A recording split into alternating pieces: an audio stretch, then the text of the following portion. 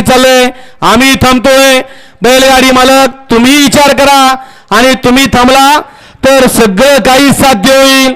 आमची तुम्हाला कळकळीची विनंती आहे. बैलगाडी मालक आपण निर्धार बघा आणि आपण आजपासून आपला स्वतःचा बैल पळवायचा थांबवा. मग या ठिकाणी सगळ्यांना समजेल की आबांच्या मागची ताकद काय आहे ते. खरोखर या ठिकाणी ज्या पद्धतीनं समालोचक संघटनेनं जो निर्णय घेतलेला आहे ते प्रत्येक बैलगाडी मालकाने आपल्या मनात रुजवलं पाहिजे.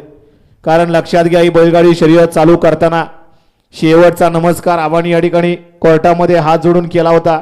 किती फेऱ्या घातल्या असतील, किती पैसे खर्च केले असतील, तिथं फक्त स्वतःचा स्वार्थ बघितला नाही, आपल्या सगळ्यांचा विचार त्या ठिकाणी आबांनी केला होता.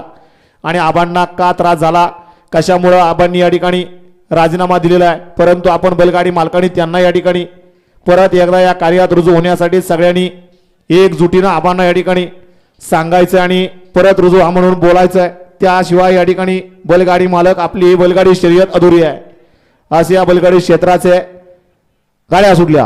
गड क्रमांक 26 या मैदानातील सुटला आणि 26 मध्ये सुंदर अशी लढत चालू आहे. त्यातला एक जण खाल्लं सुट्टीलाच बाद झाला. आता 6 जण पळतात आणि 6 जणांच्यात सुंदर अशी लढत चालू आहे.